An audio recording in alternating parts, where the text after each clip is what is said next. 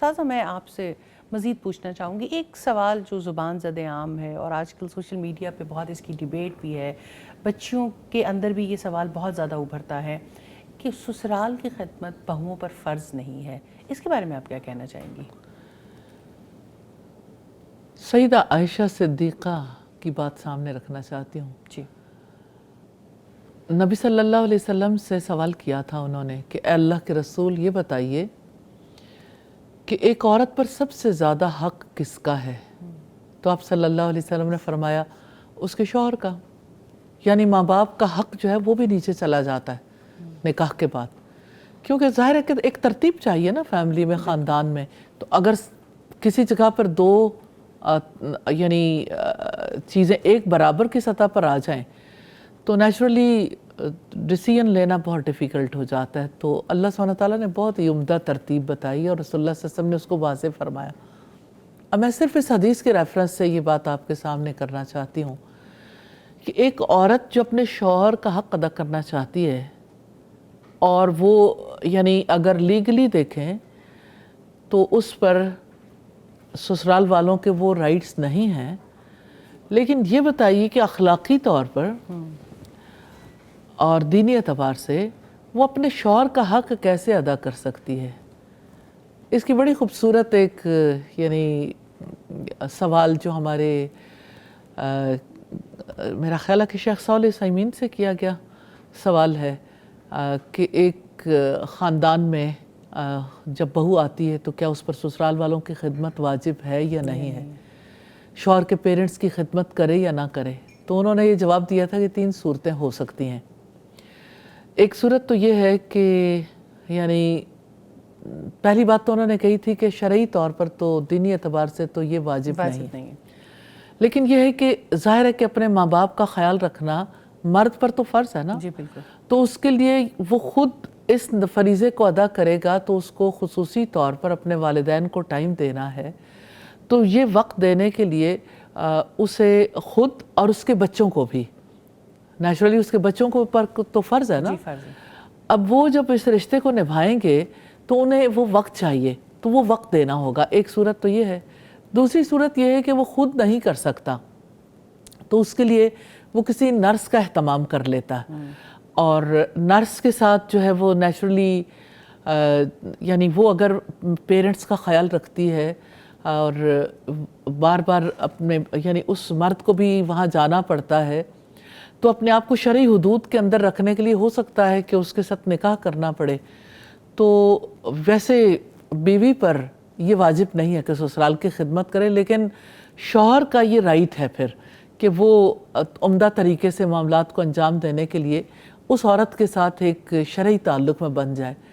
اور تیسری بات بھی انہوں نے کہی کہ یعنی جو صورتحال ہے کہ بیوی جو ہے وہ اپنے سسرال والوں کے ساتھ اٹیچ ہو لیکن اس کے اوپر واجب نہیں ہے۔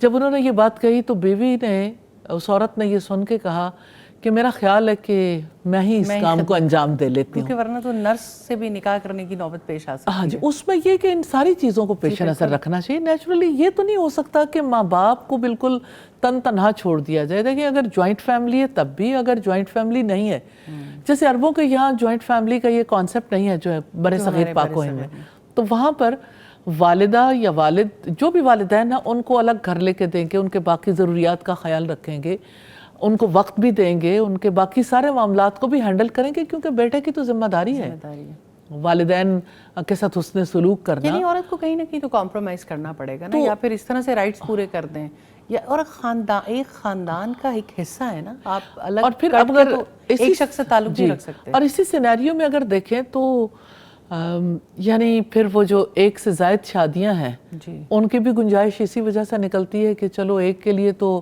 شرعی طور پر واجب نہیں ہے، تو ممکن ہے کہ دوسرا شرعی طور پر واجب نہ ہو، اخلاقی طور پر نبھانے کے لیے تیار ہو جائے کسی جگہ پر، یعنی تھوڑا کسی کو کمپنسیٹ کر سکے۔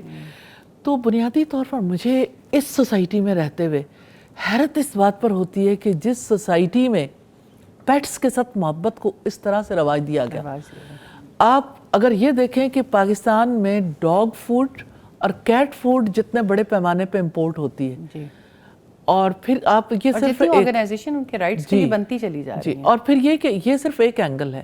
آپ کے کتنے ہاسپٹلس ہیں جو ان کو ڈیل کرنے کے لیے، جو آپ کے یعنی آپ کے ڈاگز اور آپ کی کیٹس کو ڈیل کرنے کے لیے کام کر رہے ہیں، اور کتنے کلینکس ایسے بن چکے. اور پھر آپ گھروں کے اندر دیکھیے کہ ڈاگز کے لیے آزادی ہے، کیٹس کے لیے آزادی ہے، اس کی خدمت کرنے کے لیے سب تیار ہیں. ان کی جس گھر میں ڈاگ یا کیٹ ہوتی ہے اس کی اسمیل جاتی نہیں ہے، ایک خاص قسم کی اسمیل وہاں پہ رہتی ہے اور جراثیموں کا گھر بن جاتا ہے. یہ سوسائٹی کا کیسا تضاد ہے، یہ کیسا فیس ہے سوسائٹی کا. اور والدین کے لیے اولڈ ہومز بنتے چلے جا رہے جی، والدین کے لیے ہیں، day old by day homes, old homes میں اضافہ. اور اس کے لیے اپنے آپ کو جسٹیفائی کرتے ہیں کہ اپنی ایج کے لوگوں کے ساتھ انسان گپ شپ لگا لیتا ہے، بات چیت کر لیتا ہے، اور یہاں سانسیں تنگ ہوتی ہیں. مجھے ضرور یہ سوال کرنا ہے اپنے بچوں سے کہ آپ اپنے گھروں میں جس وقت ڈاگز کو جگہ دے سکتے ہیں، کیٹس کو جگہ دے سکتے ہیں، والدین کو جگہ کیوں نہیں دے سکتے؟ آپ ان کے ساتھ حسن معاملہ کر سکتے ہیں، آپ ان سے انجوائے کر سکتے ہیں. کبھی آپ نے اپنے پیرنٹس کا ہاتھ پکڑ کے دیکھا؟ کبھی ان کے ماتھے پہ ہاتھ رکھ کے دیکھا؟ کبھی ان کے ٹچ سے اپنے اندر آتی ہوئی اس حرارت کو ایکسپیرینس کیا ہے جو نیچرلی آپ کی ضرورت ہے؟ ڈاگ کا اور آپ کا کمبینیشن کبھی نہیں بنے گا، کیٹ کا اور آپ کا کمبینیشن نہیں بنے گا، انسان اور انسان کا کمبینیشن بنے گا. جس کے پیٹ سے جنم لیتے ہیں اس کا حق ادا نہیں کرنا چاہتے تو آپ اس کی جگہ پر ایک اینیمل کو لا کے کھڑا کرتے ہیں. ہمیں ضرور اس بارے میں سوچنا چاہیے.